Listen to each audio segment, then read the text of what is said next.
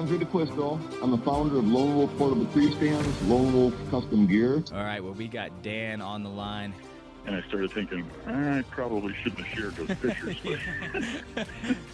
All right, guys, we got Don Higgins on. Anything that's got to do with chasing big deer, I've got my hands in it somehow. So. Well, my name's John Eberhardt. The first one that comes to mind was early in my career. I'm Scott Buckley from Iowa. I had jumped him in the summer, too. He jumped up in that swamp grass down in the bottom lake. And, yeah, that's what I'm doing.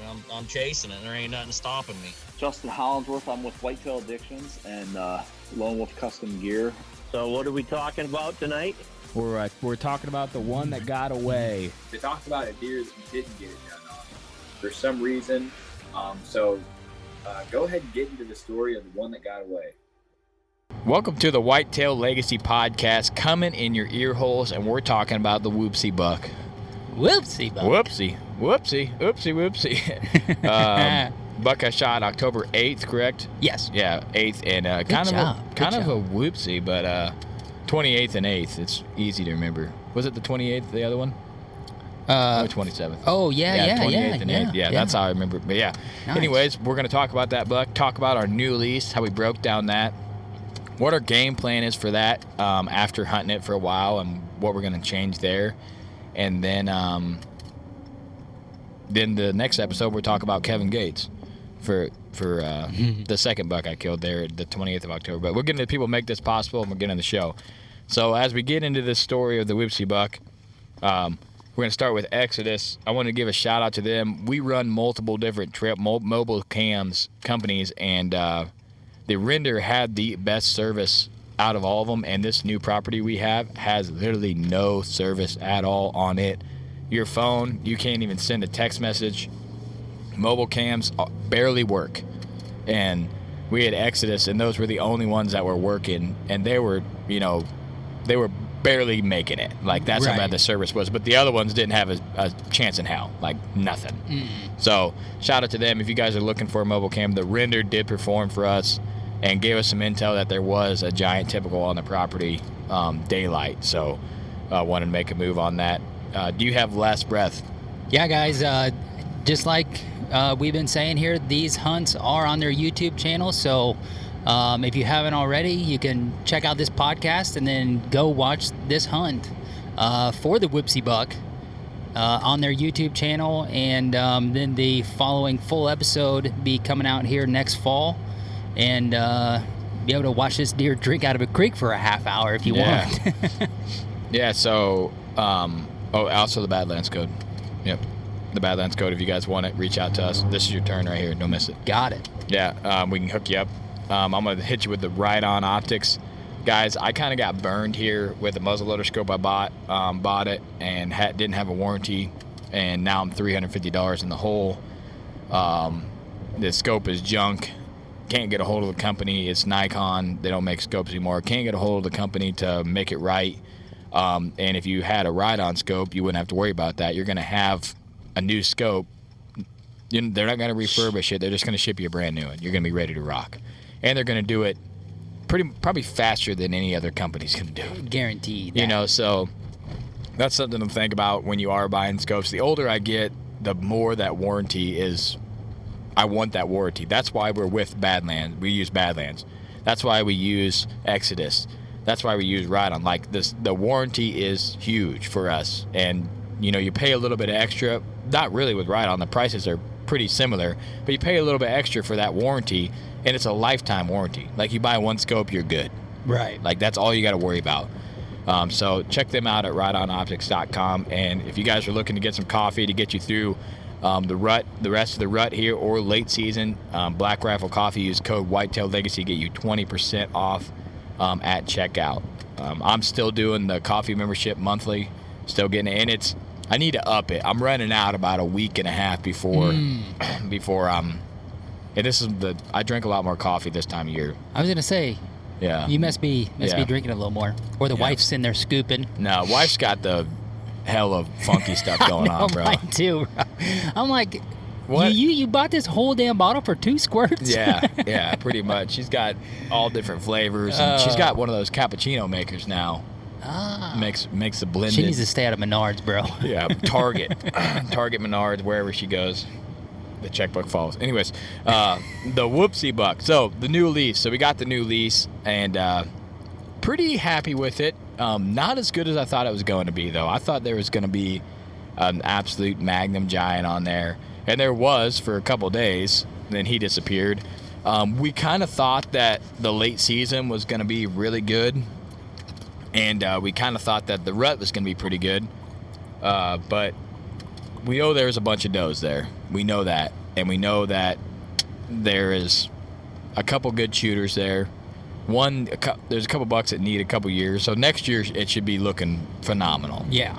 So we know that there's pretty good hunting pressure on the south. We learned that. That's causing our deer to do funky stuff when they're out there, when they're not out there. But any hunt you can have and see 10 does that's a good hunt. You know, there's a lot of deer in the area. But yeah, that's great compared to hunting and going 13 hunts in a row without seeing a deer like last year. We know late season it's going to be really good. We got the only ag in the area, so a lot of deer should be using that area. So excited for that.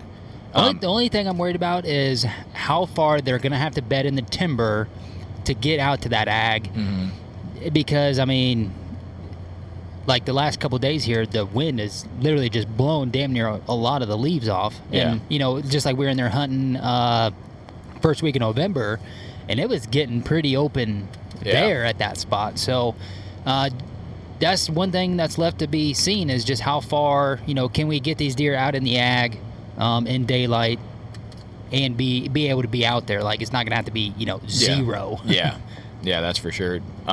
First year on the piece, we didn't know a lot about the piece. We tried to run mobiles like we were saying earlier, and we just couldn't run mobiles anywhere because we didn't have any service. We had a few random spots we could run them. Did have some reg cams out there, and it was crazy where we put the regular cams at. We picked like the exact trail that if a buck was going to use this property, how he would go and how he would funnel through this property. And we're just walking and like, well, I would hit this ridge, hit this low spot, cut through here, hit this low spot, cut up here. And we had a giant typical come through and literally hit every single one of our cams, one by one by one. Every single one. Driving all the way through the property. And you got a play-by-play of literally how this deer worked through the whole entire property and exactly where our stands are set up, how we thought they'd be moving. And we need to move some for late season.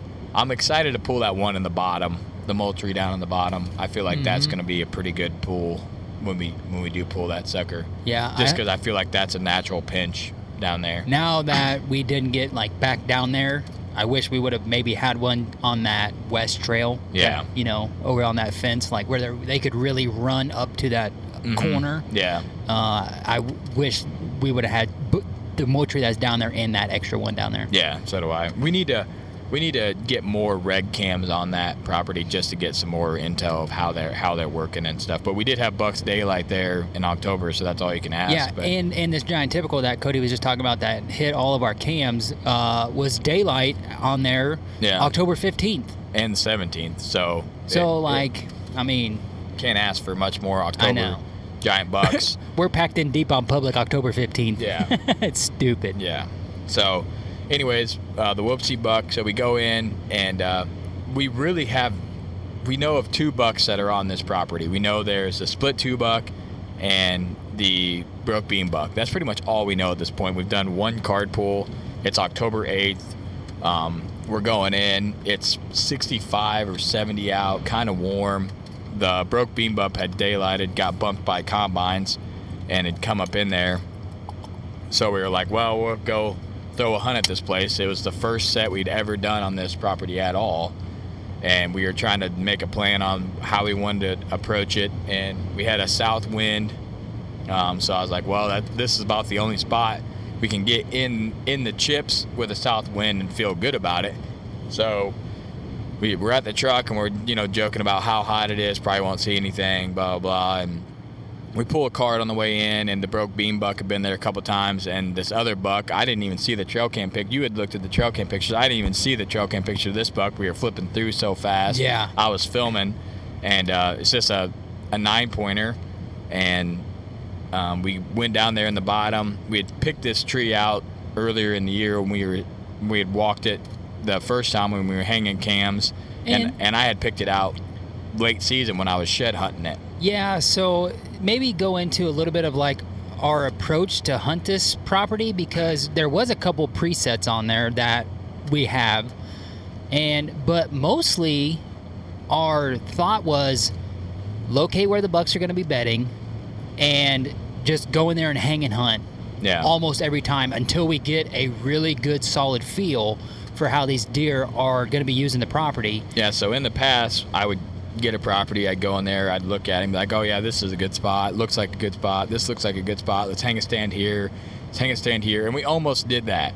But I just feel like it's such a waste of time, because you go in there, you hang the set, and you trim the shooting lanes all up, and then you go in there and hunt, and you're like, damn it, I need to be 100 yards over there, after you hunt there a couple times. Or even our famous 40 yards. You need to be 40 yards. You need to be 40 yards over there, or this tree doesn't have enough cover, or I'm getting winded a bunch in this tree because I didn't know this doe bedding was over there. So instead of doing that, we just decided, hey, we're going to hang and hunt this property. We're going to go off cams. We're going to come in here. We're going to bounce a bunch of different areas on this property, and we're going to try to make it happen. That was the game plan. I went and actually got a bunch of stands ready, bought a bunch of ratchet traps, and we never used them because we decided, it's just a giant waste of time to do that when we have the best mobile sets you can get, and we're getting very effective at hanging and hunting and killing deer.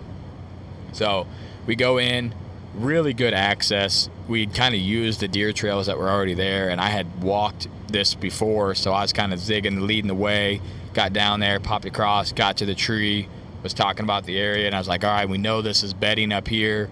We had jumped does off it a bunch when the 2 times we were in there scouting. I was like, okay, we know that's doe bedding, buck bedding up in there. It's thick. It's about the thickest place on the property. Mm-hmm. And we did find that buck bed right in that low spot too. Yeah, and we found the buck bed early in the summer when we were scouting it. So we did a hanging hunt in the bottom, and we had the food plot to the east on the neighbors and the ag to the north, and there's a creek that ran through there, and it was hot, so we're thinking, man, they get up, they want to drink before they hit the food plot, before they hit the bean field, whatever. We're right here. We're just kind of going in there, maybe shoot a doe, maybe shoot a buck. Just October 8th, wanting to hunt, wanting to have some fun. And if we can make it happen, we're going to make it happen, So we told everybody, we're killing 2 bucks in October. We're not messing around. We're going to go into November feeling good and not have the stress of no one is killed yet, and it's November 15th. We didn't want that on us because that's where we've been, in the past. So because we're always after giants passing solid bucks. So this 9-pointer comes out. Well, we'd hung for maybe 20, 30 minutes, and I had seen something stand up while we were talking, and I'm like, I'm pretty sure that's a buck, and I grabbed your binos.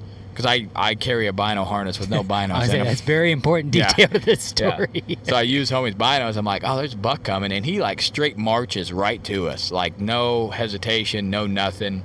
Comes straight at us.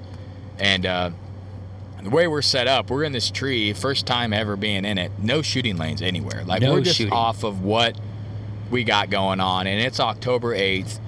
And this deer gets up out of its bed. It's real early too. I don't know how early it is. I think you shot him at 10 after 6:05. Yeah, I mean we still had an hour of daylight. Yeah, left. It was probably 5:45, 5:50. Yeah. So he gets up, walks straight at us. I'm talking to homie. What do you think? Should I shoot him? And he's like, yeah, it looks decent. And this is literally the first deer that I had seen from the tree stand all year. The first October 8th, this is the first first buck I had seen all year, right? Mm-hmm. So I'm like, looks all right, and he's down in the creek. He's got his head down, and there's a couple times I'm like, man, I don't know. I'm hesitant. Look at homie. He's like, yeah. I'm like, okay, yeah. So he gets a drink for a long time. His belly, after we got up to him, was so full of water. It was the biggest belly I'd ever seen on a deer because he had just drank. But it was hot, and he was just down there soaking up water, and he's facing the opposite direction, and if he goes to the right, I can't shoot him at all. I'm like, okay.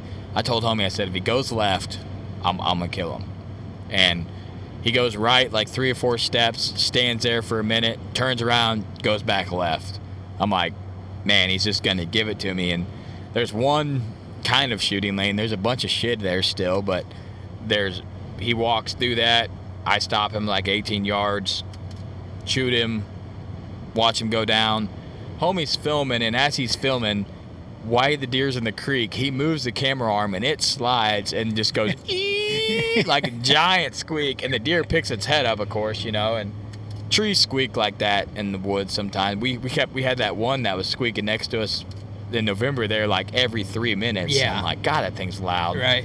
But he had looked over there, but never looked like he was gonna peg us. But and now the camera arm's off the tree. yeah, so homie's just holding the camera and the arm and everything. I'm straight like hip holstering the camera. Yeah. Because after you shoot, you look at me, you're like, what are you doing? I was like, bro, I've been like this for the last 10 minutes. Yeah, because this deer, we see this deer for a long time, and that's why we were so astonished when we got up to him, because we were watching this deer for 8 minutes before I shot him. Like, we got a good look at him. There was some brush and stuff covering him up, but not a lot of stuff. We got a good look at him. Knew he was a 9-pointer. Knew he was kind of tight, looked tall. Anyways, shot him just a touch high, good angle, hit the offset shoulder. Seen him crash, look back at homie, I'm like, oh, he's down. Smoked him, he's down. And still plenty of daylight left, so we're high-fiving and stuff in the tree, and we're like, man, October 8th, 2 bucks down, complete 180 from our last year of absolutely struggling, chasing Magnum, and just super jacked, and get down, get the arrow looks good, blood everywhere, and we're walking up, and the creek that he died in is just full of blood. The creek is just red. And it was the coolest thing. He kind of died up the hill in a ravine, and the blood was running down that ravine into this creek. And by the time we got down out of the stand, the creek was just full of blood. And he died face first. And when I walked up to him, half of his rack was buried in the dirt. I looked around at homie, I said, either the half of this rack's buried in the dirt, or this deer is way smaller than we thought it was. And got up to him, and he happened to be way smaller than we thought he was, by about 15, 20 inches probably. Yeah. And I thought it was just a really good, just a solid like 125. Yeah, edging, poking young, buck. And happened to be a lot smaller than that, so hella ground shrinkers, and that's why it's called the Whoopsy buck. But ended up getting him, had, pretty good drag out, went back, got the car, and like, a lot of people had been like hell discouraged, but after I got past the fact that I was like, man, he's pretty small. Smallest deer I've killed with a bow in a long time. We were jacked, dragging him out and everything, just cruising, 2 bucks down, homie's back up, we're back to, because homie at this point thinking, man, I got to film this guy. I know, I was in cameraman and it's mode, the first hunt, and absolute slam dunk, here we go. Back to switching back and forth. And, we drug this deer out and got some trail cam pictures of him dragging past the camera and stuff, and got him to the truck, called everybody and said, hey guys, I just shot a 110-inch buck. And took him home, showed him to the kids are jacked, they don't care how big it is, and I'm just like, man, I can't believe I killed that deer. It just blew me away, the size difference from when we were in the tree to when I got on the ground and got a hold of him. Yeah, it was pretty astonishing. Like, when we walked up on him the first time, and I was like, man, that did not even look like that. Yeah, it didn't look even remotely close. Not even close. And, it just shows you, like, just like you said, it's the first deer you've seen from the stand, and we're all jacked up. I just killed a week ago, you know, and... Yeah, it's literally a 1 week from you killed, and we're in there. First buck I seen, I'm all jacked up, you're jacked up.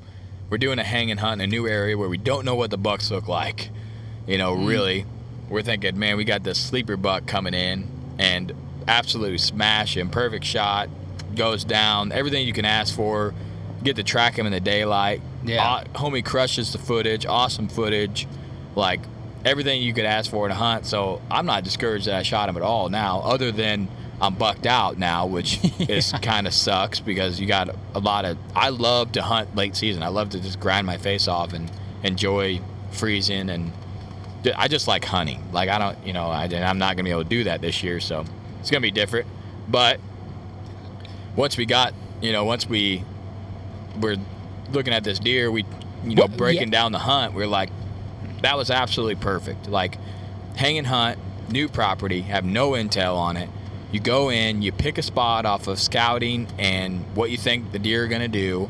You go in there, you successfully hang 80 yards from a buck. 2 guys, same tree, camera guy, all the stuff that everybody says is so hard to do. You go in there, you smash him, you kill him on film, drag him out, and we both have bucks down off of surgically going in there on the first hunt and killing and dragging them out. Like, yeah, it don't get any better. I mean, we knew the broke beam buck, which is the deer we were going in there after. We knew the broke beam buck was in there, and it was just the wrong deer. Yeah. But we did everything to kill the broke beam buck if he was there. Yeah, we had trail cam pictures of him going in there. Could have just as easily been, I mean, he's a 150s, mid 150s 10, but just has a broke beam, but could have easily been that deer. Yeah, but I'm still super jacked. First Euro mount I'm going to do for, I don't know how long. So excited about that. Actually going to have a friend from work do it for me. And I'm going to get to look at that deer and just laugh about the situation. And then it's also, every deer you need to learn something from, and it helps you decide, like, man, I really need to make sure that I want to shoot this thing before I shoot it. And if I'm on the edge, I probably shouldn't kill him. Like if I'm like, shit, like, no, you shouldn't do it. Because you're going to, like I told homie, I said, the situation is perfect. Everything is perfect, but it's not fair to not be jacked up about the buck because he's not as big as you thought he was. It's not fair to the deer. It's not fair to your hunting season. Like everything, you put in the work, you made it happen. Everything is exactly like it was. If that was a 150 laying there, you'd be unbelievably jacked. Like, but it's 30 inches smaller, so you're like, no, I'm not that jacked. And that's not the right thing to do. So once I got over that, we actually did a second interview, and I was like, no, I'm not doing that. That's not right for how I like to hunt and the personality I have. Everything is perfect. Like, this is the perfect situation that we want to be in every year, that we strive to do. Like, we just went in and hung on this deer and seen him get out of his bed. Like, seen him rise up. Like, I don't know how you aren't jacked about that. You're trying to beat these animals at their game, and you're hunting in October when it's supposed to be hard as hell to kill, and you literally go in there and there's a buck bedded on the bed or in the ridge. You said he was going to be bedded. He came down and got a drink where you said he was probably going to go get a drink, and then he wanted to go to that ag field.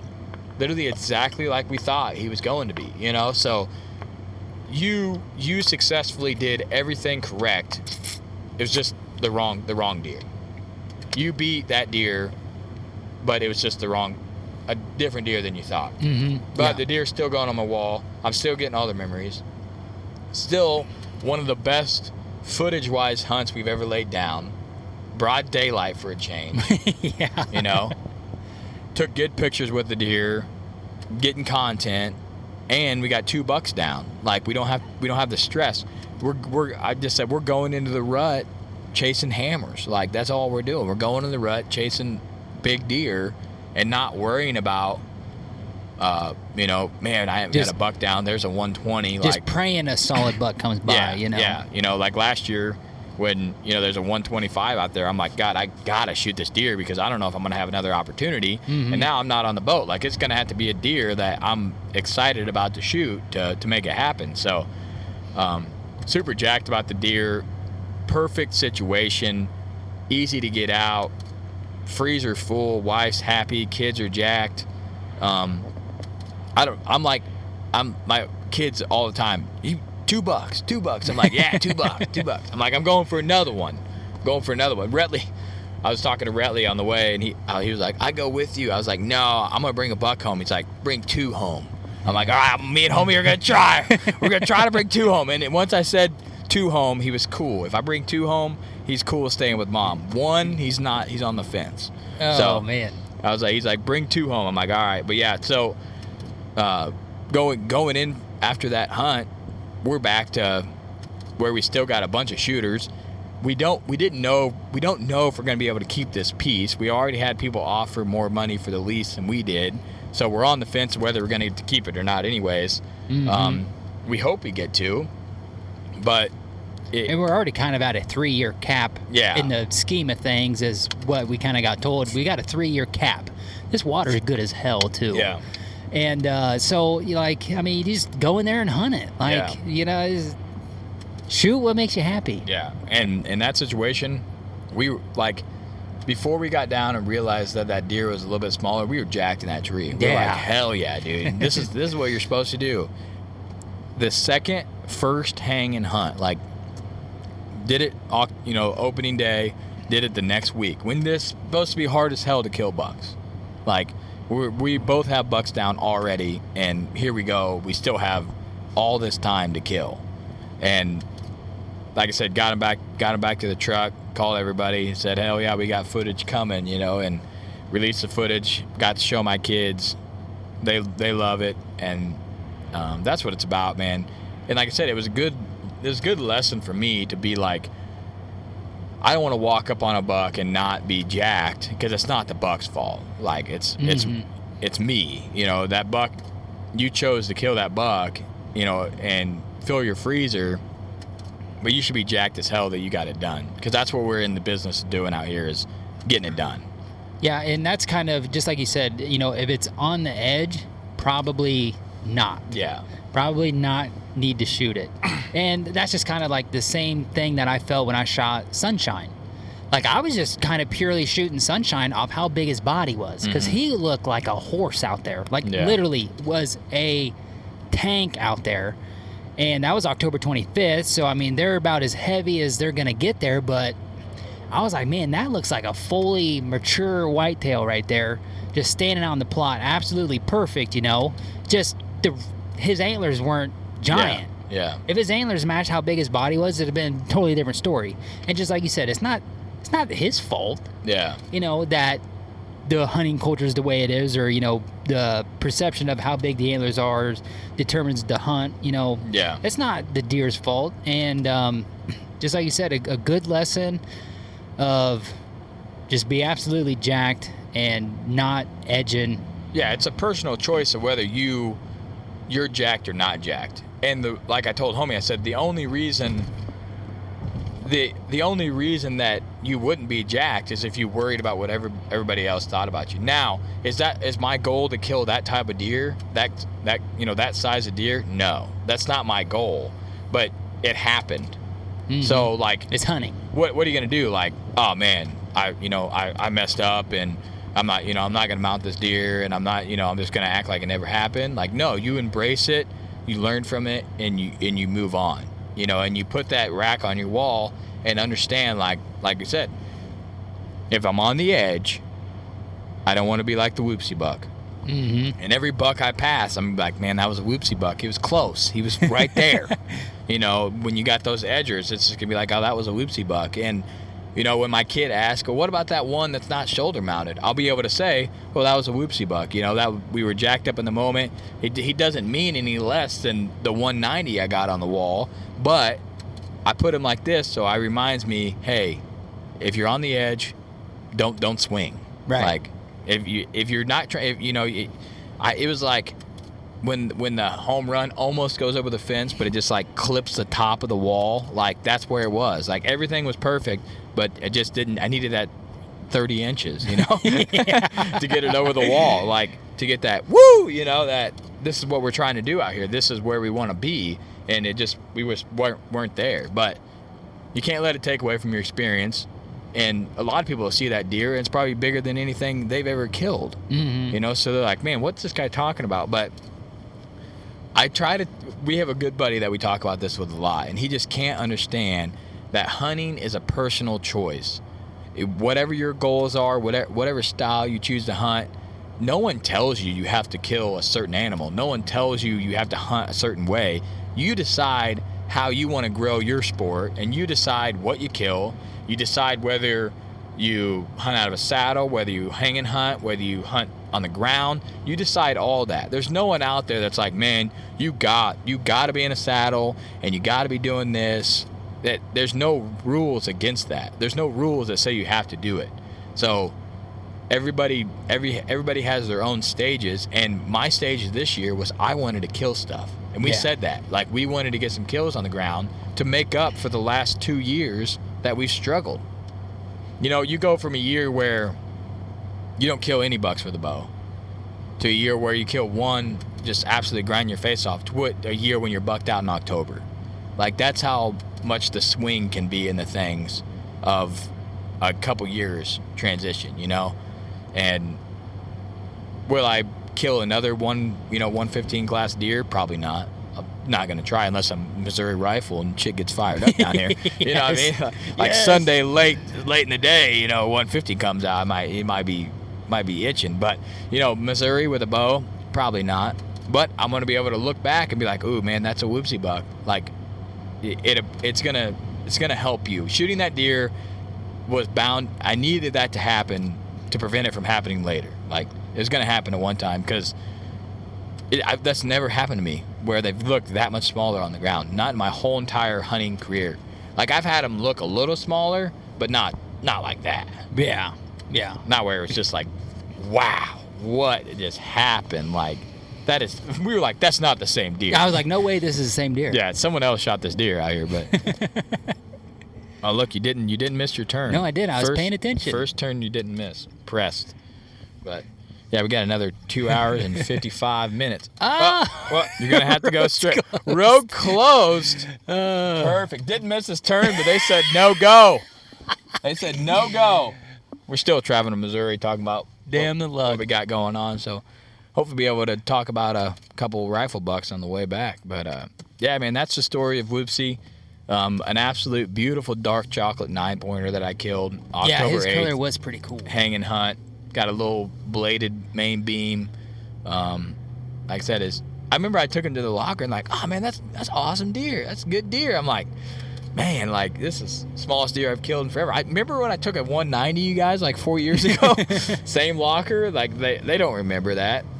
There was a kid in there and he's like, oh man, awesome deer. And I was like, you know what? It is an awesome deer. Yeah. Like, it is, and that's what he is. He's my awesome whoopsie buck that I'm going to learn from. I'm going to cherish him on my wall, and, dude, his loin is phenomenal. I bet. Smash that. It's damn near gone. Gone? Yeah. Butterfly loin it's up there for me.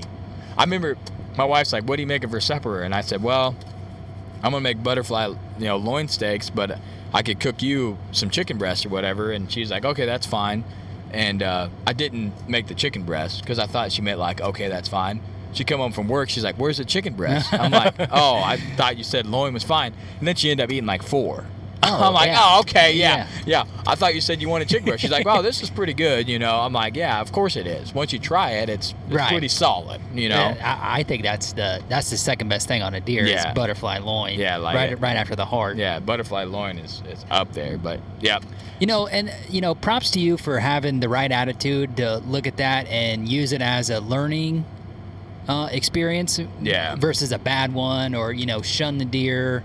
But just good thing is we're just gonna move forward, and I mean, it was a learning experience for you too. Yeah, because I asked you, I said, you shot pickles, would you have shot this deer? And you were like, man, I might have killed that thing. Like, I might have double bucked on that deer. Like, because in the moment, it just looked a lot. I don't know what it was, if he was down in that creek or what it was. And the guys listening to this are probably like, no way. Maybe we were up high enough and we were looking down through his rack or something. And he was behind the brush and stuff. And he come in and we were just in the stand for like 25 minutes. We were jacked. So I think the jackness added the 20 inches we were, and the desire to kill in October. Like, we wanted to kill. I will say that did factor into it. Yeah. And we're like, oh yeah, here's our chance of killing just, like a solid buck here in October.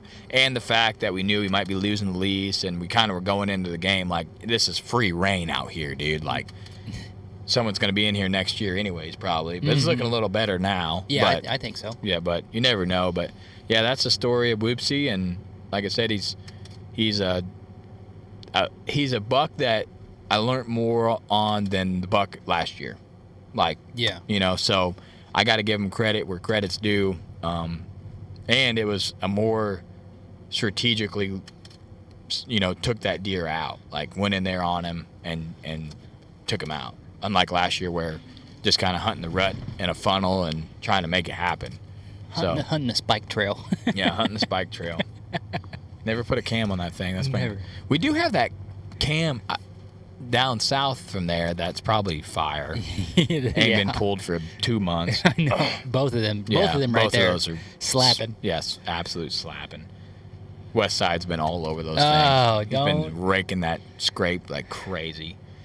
Don't Dude, worry. 72 years old out there. No, don't say that deer because my heart's shifting off of that deer real quick. Yeah. You're like, oh man, I got this giant non-typical I could be hunting. I got this 72-year-old junk ass 8-pointer. I know. I'm going with the 8-pointer. Been trying to get this thing for 5 years. I know. When I got that, I'm like, that's him, dude. He's still kicking. We thought you were 100%. dead as hell, bro. 100% him. He probably just shrunk his home range so Yeah, small. he probably just like, it's the rut. I'm already back here. You know, I'm not gonna make it up north, No. boys. Yeah, I'm just chilling back gonna here, hang bro. out. Yeah, sorry. These food plots back here is Yeah, dope. Yeah, I'm not going up there. There's no does up there anyway. Right. I'm not going up there. It's too There's far. nothing up there. Yeah. It's Ghost town up there. But late season here on the lease. Yeah, late season on the lease. I'm excited for it. Found some good sheds. Kind of excited for. I just picture in that walnut draw like a cold second gun season hunt where they're coming up to that ag and you shoot that like 9-year-old double spike thing we got going on. Yes, dude. That guy is wick. Yeah. Would you double buck on that? Yeah, I don't know, dude. That's where it goes like all the age guys out there. Like I if know. we showed you this buck, and then, age is the trophy. Would you double buck on this thing? Like, you could tell this deer is super biggest old. deer we've ever had on cam. Yeah. Like massive. Oh man. Absolute gigantic rack. I don't even know what. The nastiest. Thing's probably 17 points. Got a bunch of kickers on the base and Yeah, you're 4 lying. main beam points, 17 pointer though.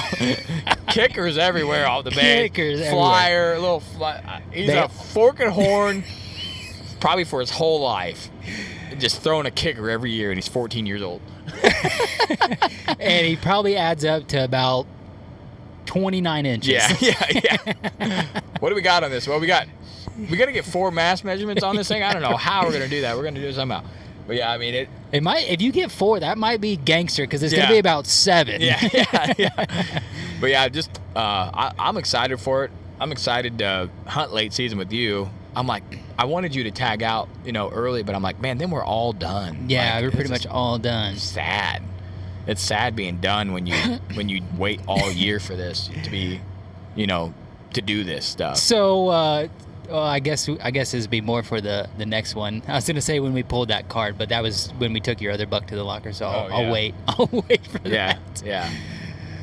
But yeah. Okay, so yeah, late season on the lease. Got broke bean buck still out there, and just like we said earlier, we don't have the cell cams to our advantage out there because we pulled them all and are relocating them to what we'll cover here probably in the next episode on the tail end of it.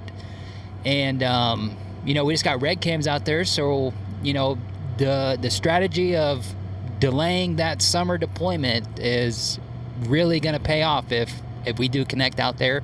Even if not, we still got intel out there, and just like with pickles, could help us for next year for sure. Yeah, that is something that we need to mention. This, we delayed the summer cam placement, and we are like ass loads ahead in batteries because of it. Like, when you run as many cams as we got, many mobiles as we got, and they take as many batteries as they do, like we're saving a shitload of money by waiting 2 months and literally not, like, there's no intel that would have changed how we hunted in those 2 months. The only thing would have happened, it would have messed with our mind to be like, oh, there's a giant over here. Yeah, that buck was There's there. a giant. There's a buck over here. He was in velvet, but he ain't been here for 2 weeks. But he was here 2 weeks ago, you know. So that delayed trail cam. Yeah, I want to say we got the pickles came out like August 14th. Yeah. And that was too early, really. Yeah, really. Yeah. And I mean, you could have done September 1st. Yeah. And then, you know, that's kind of the time he started showing up 4 nights a week, and then it just grew, it increased. When you hunt like we do, and you don't have to worry about, I need the trail cam data to hang my stand, to cut my shooting lanes, to make moves. Mm-hmm. When you're going in there and you're pulling, every hunt that we go into, we pull a cam and alter what we're doing. And what also is interesting about the lease is that none of the deer have left. Yeah. That we had in the summer. No. None of them deer have left. So we're not pressuring it at all, you know. No. So, and split 2 buck would be real good late season. Plug. And yeah, because he is the current deer missing. Yeah. We don't have him on cam. Could have got shot on the north. They hunt on the north. I doubt anybody's killed him on the south. Yeah. But you never know. And take a ride through this roundabout. Yeah, we were just kind of waiting to, like, old Mexico, be like, hey, no deer have left yet. Maybe now is the time that he leaves to like go rut somewhere. Yeah. You know, so that is one thing that we did notice here is I think we're gonna pick up some deer late season. I think we are too, and you know that's really why we got the second rut should be lease there. Phenomenal on there. So many does. They're not all getting bred. No, hell no. Yeah. That one night we seen 10, and then we had the 2 across the road on the north, and so there's 14, and then 2 on the cam. There's 14 does for sure on that piece. Right. That's like just the ones that we seen and got on cam on mobile that night. So, like all around the same time, where we know there's no way that they're, and that's just what we see. Yeah, so that's not doubles. So you know there's probably 18, 20 does out there, which is insane. Like that's a ton of does. So, and bunch of fawns. A lot of them had twins, you know. So, but we put some rut hunts out there, but we haven't really hunted it much. No, not Yeah.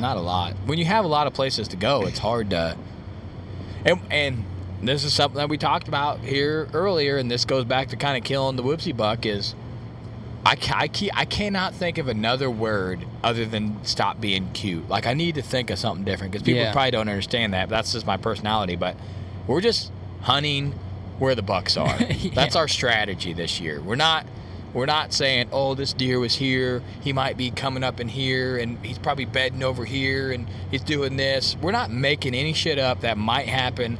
The deer could have done. We're going, hey, there's a lot of bucks here. Let's hunt there. Like that's all we're doing, and it's working really good. Yeah, and like what we also said earlier in whatever podcast it was that we did is just like you said, stop being cute and no bullshit sets. Like if you don't feel like you're gonna go in there and literally kill the buck that you're in there after, don't probably go there. Yeah. Don't do it. Cause unless like even if like we had some hunts where it was hot or what blah, blah, we were trying to decide what we do. I'm like, well, it's hot. We don't want to be on our main piece. Let's go to public. Let's go in and try to kill that 10-pointer. Like, let's go in. It's not perfect scenario, but we got to be somewhere where we can kill instead of, oh, let's hunt the edge and we might see something. Yeah, so you're like, okay, eliminate that. Now, where's the second best place to kill a buck? Okay, right there in the middle. And that's what we did.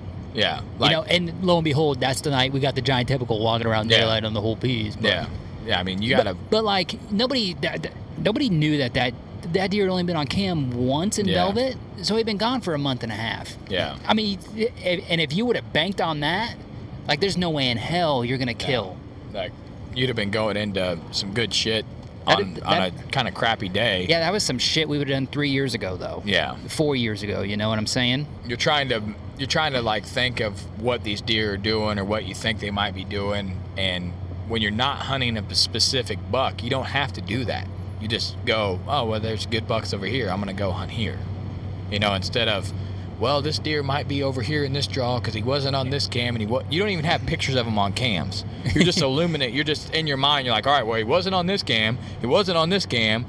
he could be 3 properties away, but you're like, wow, I bet you he's in this draw over here because he wasn't all on these 3. Right. So he's probably over here, which is complete bullshit. You have no idea where that deer is at. No idea. Just trying to make it in your mind where you have a legit hunt, and we're not doing that. We're just like, nope, we're not doing that shit. We're just going where the deer are. That's exactly what I would call a bullshit set. Like, you think that deer's over there. No, is the deer over there or not? Yeah. Okay, if he's not, then don't go there. And if you're hunting a certain buck, you have to kind of do that stuff. You kind of have to. Oh yeah, he might be over there. I'm gonna go try that. But if you're just trying to kill, don't do that. Right. Go to your best chances. Like, go to your best odds. Gotta have the odds. Okay, there's been 4 shooters over here the past 5 days on cam. I'm gonna, even if they're at nighttime, I'm gonna go over there, because why would I go in here when this deer might potentially be over here, but that's the only chances I got. So basically what no bullshit sets means is quit overthinking it. Yeah. Just quit overthinking it. Look at the trail cam pics. Look at the wind and thank you, your whatever past else history is going. Yeah. that you got going. I'm gonna say, and like, hunt. That's it. Look at oaks and all that stuff you need to be looking at in October, and literally make a conscious decision. Yeah. Not just some fantasy shit that you're gonna make up in your head real quick. And that's how we were hunting last year. That's how. If we could go kill this deer, but Magnum's not gonna be up there. There's no way. We got to be somewhere. Well, he wasn't here yesterday or here yesterday. So let's try this ridge over here. Maybe he's up here. Let's scout this over here. Maybe he's up in this stuff.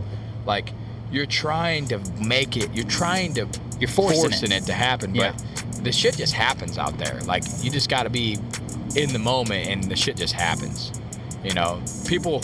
You tried it. Oh, there's a deer right there. What do we got? The doe out there in the beans? Yeah. 2 does. Oh. Man, rifle with a doe. I'm just gonna be fake killing everything out of it. Boom! Boom! How many does you kill? Well, I fake killed 13 does this year. Yes. But yeah, anyway, yeah, that's it. No bullshit sets, and going where we thought the deer were. Like I said, we went in on this buck bedding area, and it was 70 degrees out. I'm in a t-shirt. There's ladybugs flying and shit in the interview. Like, literally 5 to 8 minutes before we seen that deer, you put your jacket on. Yeah. Like, you're in the stand for 20 minutes with no jacket. You're like, I could probably put this on. Yeah. Put this cam on at least before I'm doing it when some deer's in. But yeah, that's the story of Whoopsy, guys. We're gonna get into another buck that we killed right after this. Like I said, October. We're talking about October kills now, but you gotta plan for this shit way out. So go back in your archive of your October sits. What were they? Were they bullshit hunts? Were they strategically placed? Were you chasing a certain deer and you're in an area and you're like, damn, there's probably no chance that deer was even there? And next year, try to eliminate those. That's all you can do, is just try to get better. Just like me with the Whoopsy buck. I'm gonna try to get better. I'm gonna try not to shoot a deer that I'm on the edge with. You gotta learn. If you're gonna try to kill every year, and by eliminating those bullshit sets is how we killed 2 in October, early October, when it's supposed to be hard, it's supposed to be impossible, deer aren't moving, etc., etc. Yep. Too much pressure, hot, all the excuses to not kill, and I don't have oaks. Yeah, no oak trees. We're in a freaking walnut tree in a creek bottom of hedge. Hedge. You know what I mean? Like, just gotta be in the woods to kill, plain and simple. But like always, try to do the right thing, try to leave a legacy, and Whitetail Legacy is out.